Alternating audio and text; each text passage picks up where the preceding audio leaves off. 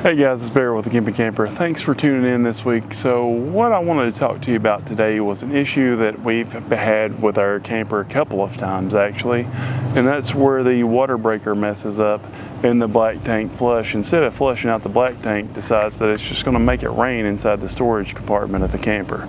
So if you've ever had that problem, then it's likely the water breaker.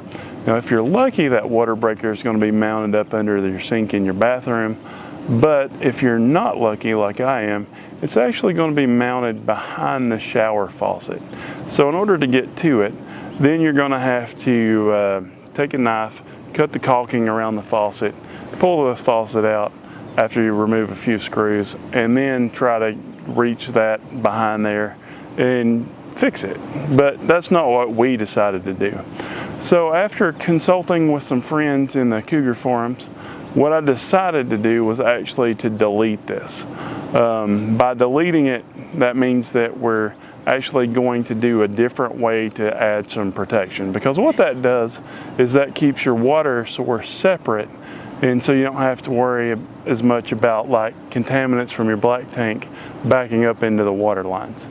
And so we're still going to add another system to do that, and it was really easy, and I wish I would have did it quite a while ago, but I actually took me about a year to get around to fixing it this time. The first time it was fixed by the warranty, but I had an issue this time. I went way too long without it, and after I actually got around to doing it, it wasn't that bad. So the first step is to get everything that you need. Now the water breaker that we're going to use is actually just one that screws on the outside. So I just ordered this one on Amazon, and I will have a link down below. And as usual, anything you guys get through my Amazon links, I do get a little bit of money back for. But I'm going to say that so far this has been working great. So I did add a water breaker there, which supposedly is going to get you the same protection as what you had before. But I'm going to take it a step further. So I took the temporary wall out of the storage so I could get to behind the wet bay area there.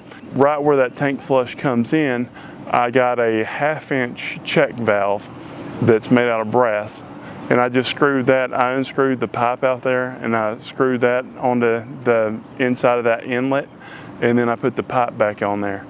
And your job's almost done at that point. You got all the new stuff installed, but if you don't take out the old stuff, then you're going to have problems again because you didn't fix the problem that was leaking.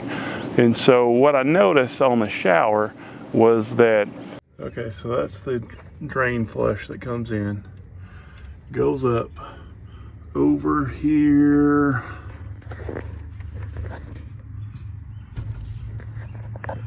and then goes up into the shower and then back down to the water breaker is up there. Back down and across, that pipes over the top of that one. Goes all the way across, and then the very top, you can't really see it, it comes down over there. You can get just a glimpse of it between the red and the blue pipe there, but it goes down there and then it goes down. It's the white pipe goes down to the tank. So in essence, if we disconnect this so it doesn't go up and we just connect it to the other pipe, it'll complete the loop and we won't have to dig into the silicone in the shower to remove the broken water breaker. Let's see how that works. There's a hot water line that goes up into the wall right there, and there's a cold water line, and there's two white water lines. And the white water line is what was connected to that check valve. And so my brain told me that essentially it just goes up because the check valve has to be at the highest point. So it goes up and it's mounted at the high point there, and then it just has a pipe that comes back down and goes into the gray tank. Now, that being said, I thought, well, maybe there's no reason to actually like get into all this stuff, because if I don't have to like open up the shower, that would be great for me. So what I decided to do, and what I thought would work, and it did end up working, is I just cut those two white pipes at the bottom, and then I just crimped them together with some PEX crimps. And so I tried it out. It worked fine. No leaking anywhere, no raining down into the storage anymore. And so that's totally fixed our problem. It's like, I think it was around $10 in parts.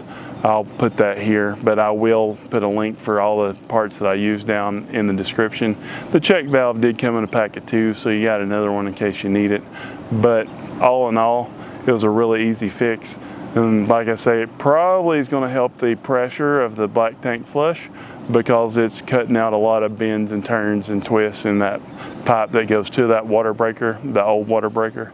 And so I think that it's all around going to be better, and I don't have to worry about that one that I can't get to breaking again. So it was cheaper to do it this way and easier, and I believe that it's a better fix in the long run. But I'll keep you posted on how it works, and I'll be back with you.